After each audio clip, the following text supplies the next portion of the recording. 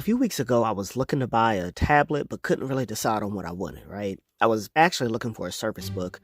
I still wanted something that offered a full laptop experience while at the same time gave me the option to use it as a tablet. And honestly, as much as I love the Surface Pro, trying to use it on any surface that pretty much isn't a table or desk is not very easy to do. So I found myself kind of running into a problem. At the same time, I had also recently sold my Galaxy Tab S6, and after spending some time with an Android tablet again, I realized how much I missed having an actual tablet and not just Windows trying to be a tablet. After looking online back and forth between OfferUp and Craigslist and eBay and etc., Google Ads actually became useful for literally the first time ever and suggested a top-of-the-line, fully spec'd out Pixelbook on eBay. It was $140, had 0 bids, and the auction was ending the next day. So normally they sell for about 3 times as much. Obviously, I thought it would probably be too good to be true, but eBay has an almost overly generous buyer's protection policy, so I felt like I might as well buy it, see what happens. Worst case scenario, it's not what it is and I get my money back. I was legit shocked when it came and was exactly how the ad listed it would be.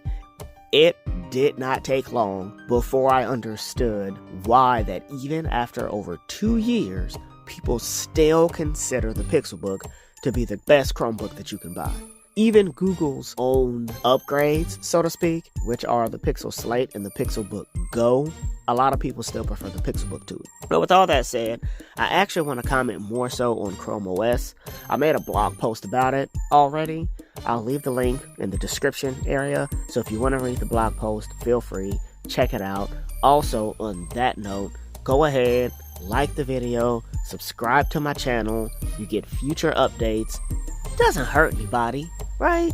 I mean, just like and subscribe. That's all you gotta do. Back to Chrome OS. Chrome OS isn't the clunky, weird operating system that we once knew it as. When it was released, I feel there were a lot of reasons that it wasn't a feasible operating system for most people. One of those primary reasons was that you actually couldn't even use Chrome OS if you didn't have an internet connection. It wouldn't allow you to use it. You boot up into it and it would say no internet connection, and you'd have to go find an internet connection in order to use it. Nowadays, though, that's not the same. You also get a full version of Android inside of Chrome OS. I think Google wanted to differentiate Chrome OS from Android so badly in the beginning that it left out a lot of the functionality that you would probably have expected it to have on purpose. Now, we're several years down the road, people fully recognize that Chrome OS is one thing, Android is something completely different. So now I feel like Google is more open to adding that functionality back in. A good example of that is as of 2019, all new Chromebooks get access to the full Google Play Store. That was not a thing 3 years ago. If you bought a Chromebook 3 years ago, getting access to Android apps on your Chromebook was simply not a thing. Prior to 2019, though, there were a good number of Chromebooks that already had access to the Play Store, but now Google has kind of made Android on Chrome OS and continual development of Android on Chrome OS something that you can kind of expect going forward. Now, there are still some apps that don't work, mostly because of hardware incompatibility. The apps are built for mobile devices, not laptops, but those apps generally seem to be games, and even at that, most games still work fine. I've just found that when and if an app isn't going to work properly, there's usually a higher chance that it's going to be a game. Something else that's nice, most people probably won't use it in its current form, but Chrome OS now allows for the use of full desktop-based Linux applications, which is a big step towards Chrome OS being a viable replacement to a Windows or Mac laptop, because it means you can run full desktop-level applications on your Chromebook. So look at it this way. That means that it's entirely possible that some of the applications you probably use on a daily basis that may not have an Android app and aren't available in the cloud, you could potentially run as a full desktop application within Linux. And even though the whole setup is still very much in beta and has several bugs that it needs to work through, it's definitely a big step in the right direction. On top of all that, you have Chrome OS itself, which has always been known as fast, fairly easy to use, creates automatic backups of your applications and your settings, runs a 100% full version of the standard Chrome browser, and it's extremely lightweight.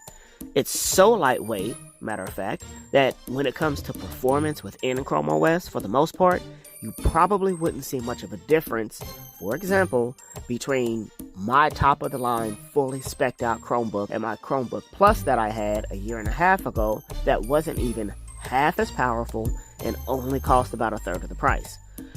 As you can tell, Chrome OS has made some big steps towards being an actual contender against Apple and Microsoft in the laptop space. So, to kind of wrap this whole thing up, I would honestly tell anybody who's even the least bit interested or even just curious about a Chromebook, go down to Best Buy or Walmart or even a pawn shop and check one out in person.